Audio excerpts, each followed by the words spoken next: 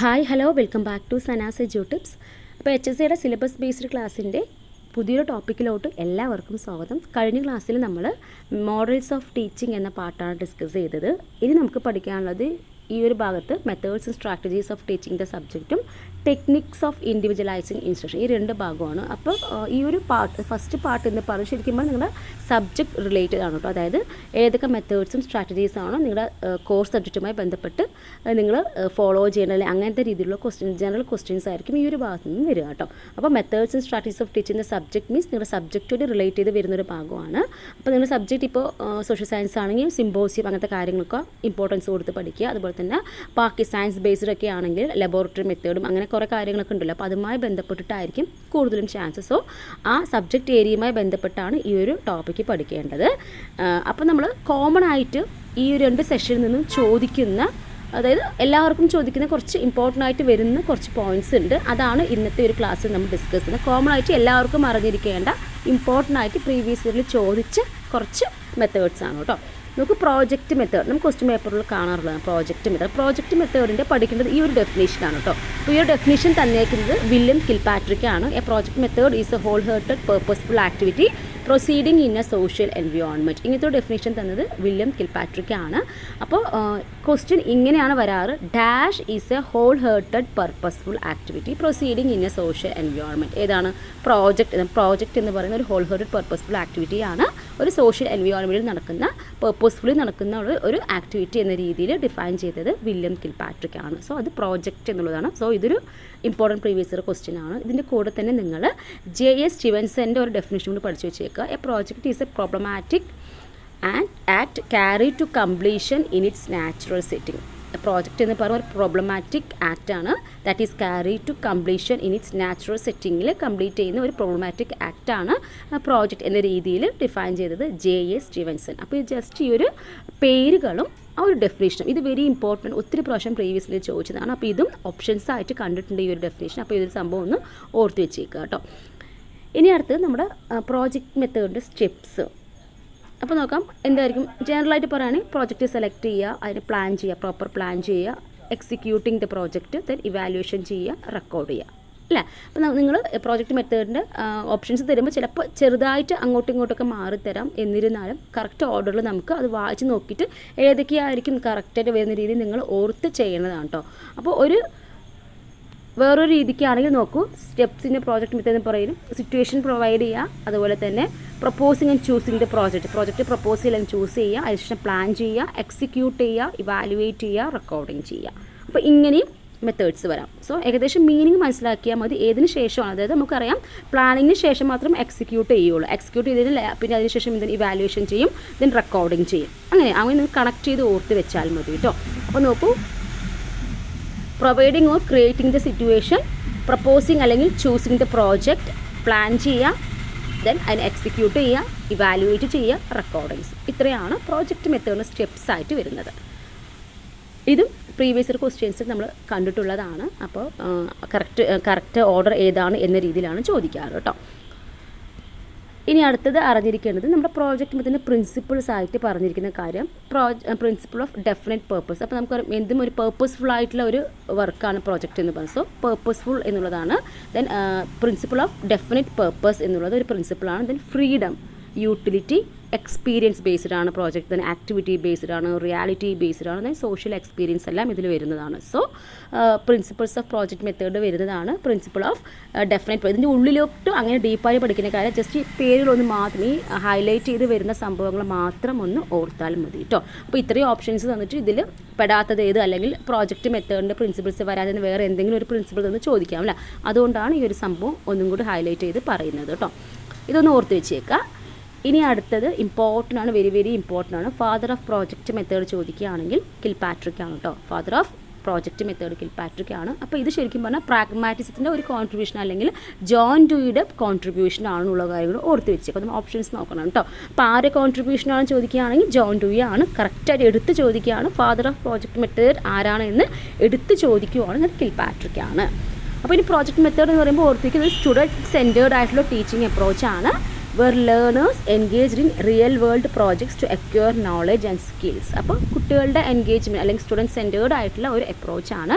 ഇതിൽ ആക്റ്റീവ് ലേണിങ്ങിനെ എംഫസൈസ് ചെയ്യുന്നു. ദെൻ കൊളാബറേഷൻ അല്ലേ, അതൊരു ഗ്രൂപ്പായിട്ട് ഒരു കൊളാബറേഷന് ഇമ്പോർട്ടൻസ് കൊടുക്കുന്നുണ്ട്. Then problem solving through hands on activities. അപ്പോൾ റിയൽ ഹാൻഡ് ഓൺ ആക്ടിവിറ്റീസിലൂടെ അല്ലെങ്കിൽ അവർക്ക് റിയൽ എക്സ്പീരിയൻസിലൂടെ അവർ ത്രൂ ലേണിംഗ് ബൈ ഡൂയിങ് എന്നൊരു പ്രിൻസിപ്പിൾ ഫോളോ ചെയ്തിട്ടാണ് ഈ പറഞ്ഞ പ്രോജക്റ്റ് മെത്തേഡ് വർക്ക് ആവുന്നത്. Students work on tasks that require critical thinking, creativity and application of what they learn. അപ്പോൾ കുട്ടികൾ അവർ ക്രിട്ടിക്കൽ തിങ്കിങ്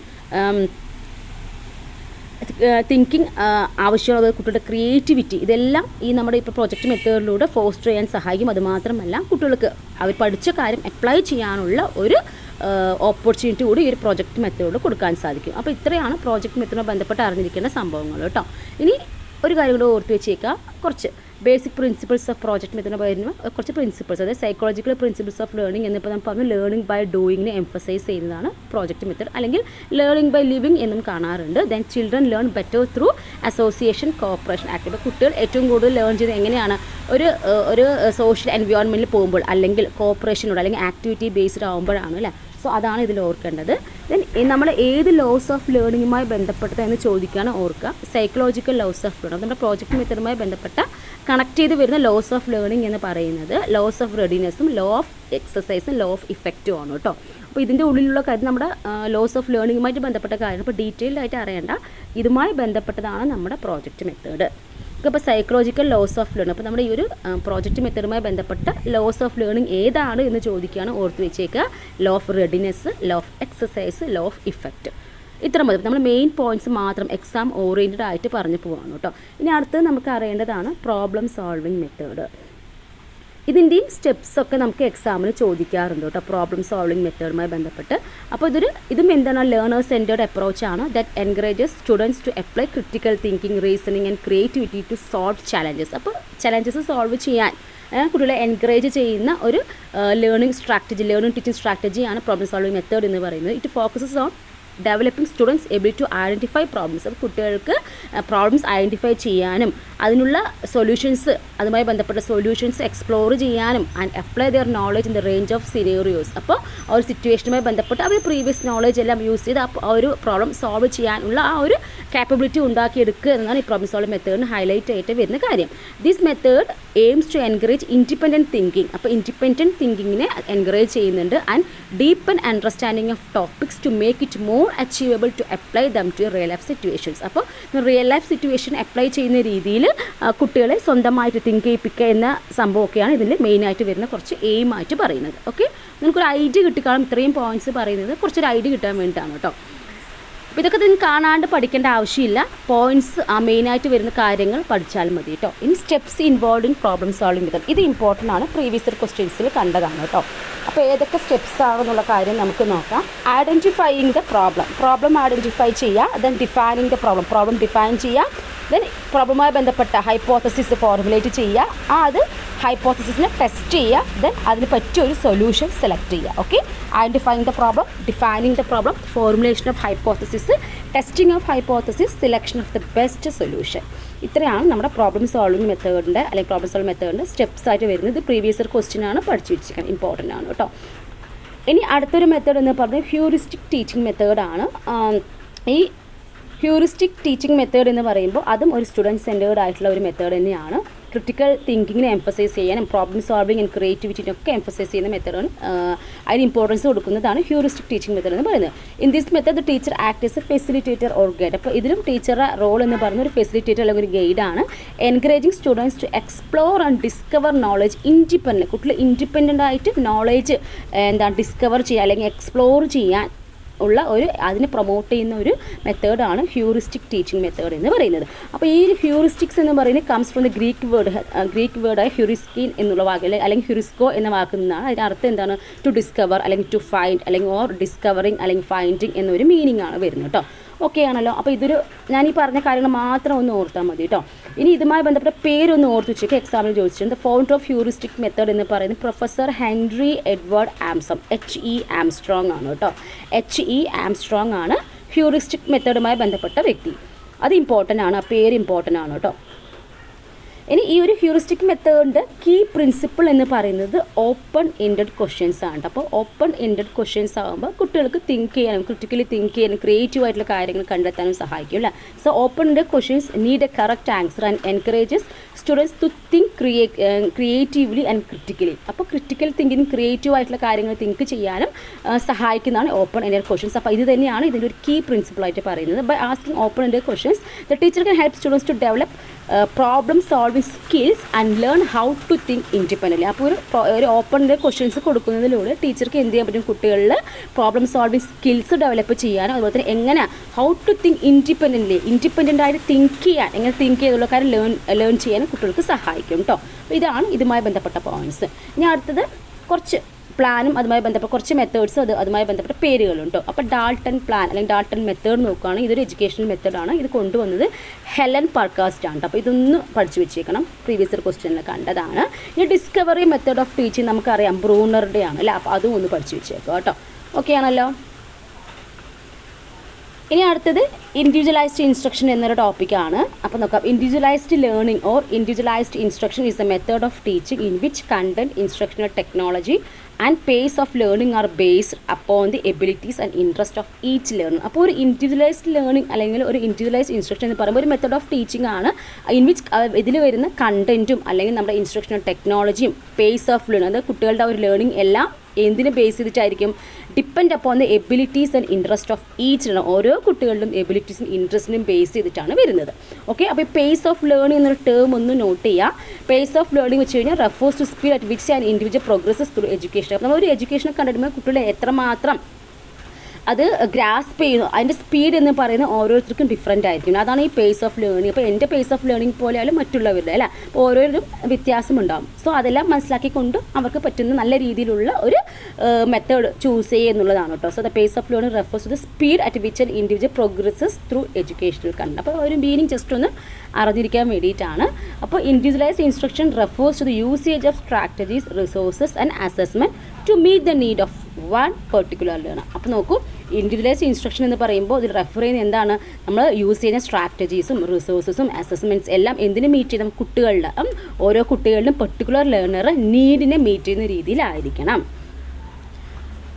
വൺസ് അഗൈൻ ഒന്നും കൂടി ഷോർട്ടായിട്ട് സിമ്പിളായിട്ട് പറയാം. Individualised instruction is a teaching system where students work at their own pace. അതായത് അവരുടെ ആ ഒരു ലെവലിൽ തന്നെ അവർ കുട്ടികൾക്ക് വർക്ക് ചെയ്യാനും ഓൺ പേഴ്സണലൈസ്ഡ് ആക്ടിവിറ്റീസ്, അവർ പേഴ്സണലൈസ്ഡ് ആക്ടിവിറ്റീസിൽ അവരുടെ ആ ഒരു സ്പീഡിൽ തന്നെ ലേൺ ചെയ്യാൻ പറ്റുന്ന ഒരു പ്ലാറ്റ്ഫോം അല്ലെങ്കിൽ ആ ഒരു സിസ്റ്റമാണ് ഇൻഡിവിജ്വലൈസ്ഡ് ഇൻസ്ട്രക്ഷൻ എന്ന് പറയുന്നത്. It is important to assess students backgrounds, needs and interest and then select appropriate subject matter and teaching strategies to meet their needs. അപ്പോൾ നമുക്ക് വെരി ഇമ്പോർട്ടൻറ്റ്, നമുക്കറിയാം നമുക്ക് കുട്ടികളുടെ ബാക്ക്ഗ്രൗണ്ട്സും അതുപോലെ തന്നെ കുട്ടികളുടെ നീഡ്സും ഇൻട്രസ്റ്റും എല്ലാം മനസ്സിലാക്കിക്കൊണ്ട് വേണം നമ്മൾ എന്ത് ചെയ്യേണ്ടത്, അപ്രോപ്രിയേറ്റ് ആയിട്ടുള്ള ഒരു സബ്ജക്റ്റ് മാറ്റർ സെലക്ട് ചെയ്യേണ്ടതും അതുപോലെ തന്നെ അതിനനുസരിച്ചിട്ട് വേണം നമ്മൾ ടീച്ചിങ് സ്ട്രാറ്റജീസ് ചൂസ് ചെയ്യണം. കുട്ടികളുടെ നീഡിനനുസരിച്ച് വേണം നമ്മൾ സെലക്ട് ചെയ്യുന്ന ടീച്ചിങ് സ്ട്രാറ്റജി എന്നും ഇതിനെല്ലാം ഇമ്പോർട്ടൻസ് കൊടുക്കുന്നതാണ് ഇൻഡിവിജ്വലൈസ്ഡ് ഇൻസ്ട്രക്ഷൻ എന്ന് പറയുന്നത്.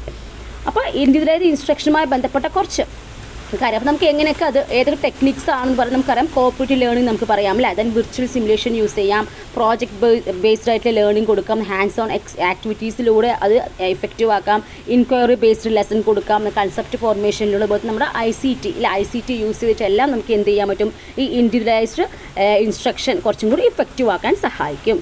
അപ്പോൾ ജസ്റ്റ് പേരുകളൊക്കെ ജസ്റ്റ് ഒന്ന് ഓർത്ത് വെച്ചാൽ മതി കേട്ടോ. അപ്പോൾ ഈ ഒരു ഭാഗത്ത് നിന്നും ഞാൻ നോക്കിയോടെ ഇത്രമാത്രം തന്നെ മെയിനായിട്ട് പഠിക്കേണ്ടതായിട്ട് വരുന്നുള്ളൂ. അപ്പോൾ ഈ ഒരു ടോപ്പിക്ക് നമ്മളിവിടെ കംപ്ലീറ്റ് ചെയ്ത് കഴിഞ്ഞു. ഇനി നമുക്ക് ഇതിൻ്റെ ക്വസ്റ്റ്യൻസ്, ആപ്ലിക്കേഷൻ ലെവൽ ക്വസ്റ്റ്യൻസ് എങ്ങനെ വരും എന്നുള്ളത് പേടിക്കേണ്ട, നമുക്ക് മോക്ക് ടെസ്റ്റിലൂടെ ചെയ്യാം. നമ്മൾ പറഞ്ഞ പോലെ ഈ പറഞ്ഞ പ്രോജക്റ്റ് മെത്തേഡും അങ്ങനെ കുറേ കാലം നമ്മൾ ഓൾറെഡി മോക്ക് ടെസ്റ്റുകൾ ഞാൻ ഇട്ടിട്ടുണ്ട് ക്വസ്റ്റ്യൻസ് എല്ലാം.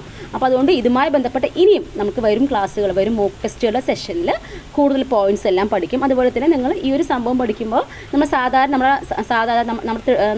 ട്രഡീഷണലി കാണുന്ന മെത്തേഡ്സ് ഉണ്ട്, നമ്മുടെ ലെക്ചർ മെത്തേഡ്, അതുപോലെ തന്നെ ഡിസ്കഷൻ മെത്തേഡ്, ഡിബേറ്റ് അങ്ങനത്തെ കോമൺ ആയിട്ടുള്ള കാര്യങ്ങളുള്ള അറിവ് നിങ്ങൾക്കുണ്ടാവും. എന്താ സംഭവം നിങ്ങൾക്ക് ഈസി ആയിട്ട് എഴുതാൻ പറ്റും. സോ അതുമായി ബന്ധപ്പെട്ട കുറച്ച് കാര്യങ്ങൾ നോക്കുക. പിന്നെ കൺസ്ട്രക്റ്റീവ്സുമായി ബന്ധപ്പെട്ട് ലേണേഴ്സ് സെൻറ്റർഡ് മെത്തേഡ് എന്താണ്, ടീച്ചേഴ്സ് സെൻറ്റർഡ് മെത്തേഡ് എന്താ, അതൊക്കെ നിങ്ങൾക്ക് ജനറലായിട്ട് അറിയാവുന്ന കാര്യങ്ങളാണ്. അതൊക്കെ ജസ്റ്റ് ഒന്ന് വായിച്ചു പോകാം കേട്ടോ.